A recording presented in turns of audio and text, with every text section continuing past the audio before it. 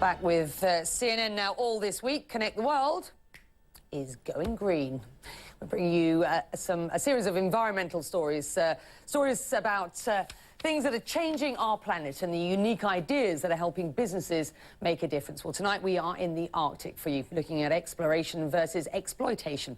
CNN's Matthew Chance explains this fine balancing act as he hops aboard one of Russia's top icebreakers.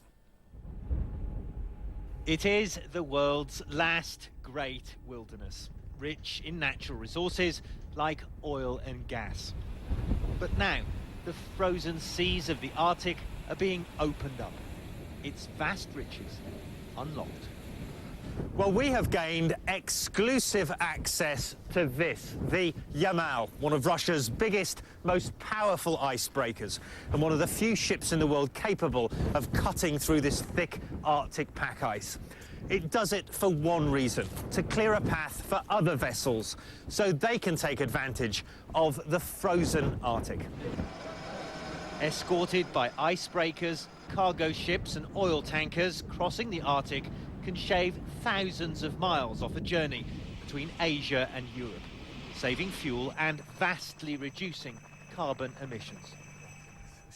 On the navigation bridge, the captain of the Yamal tells me the potential offered by the Arctic is behind a dramatic increase of maritime traffic.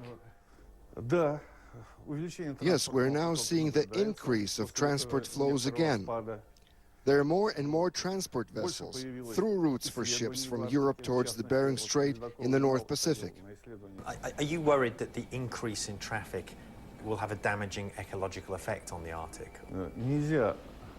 You can't deny that possibility, but if you take all the precautions, this is avoidable. Deep in the mechanical belly of the ship, we were shown its water purification plant and waste disposal system. The crew of the Yamal say its own ecological impact is minimal. It's nuclear powered, which means low carbon emissions. But of course, it's a risky polluter if anything goes wrong. Just one of the many paradoxes of Arctic ecology. Take, for instance, the problem of global warming caused by greenhouse gases. It's believed to be melting the polar ice caps, making these Arctic waters even more accessible to shipping, slashing those journey times. But it's also opening up the region to exploitation for its oil and gas reserves. And as the traffic in the Arctic increases, so too will the need for icebreakers like the Yamal. And not just for clearing routes. Navigating Arctic waters can be treacherous. This incident in January saw several fishing boats trapped in the ice.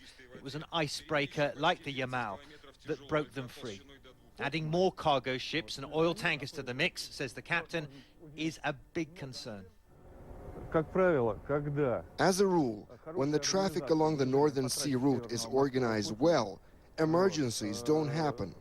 It's when there are errors in the organization that some ships could find themselves in difficult situations.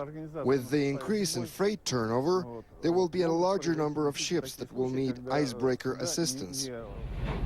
For their critics, Russia's fleet of icebreakers are hastening exploitation of the Arctic.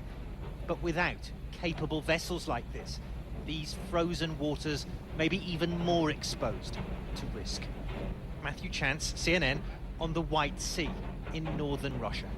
Connect the World is going green. Going green, in association with Enel. Our energy will always be powered by your dreams.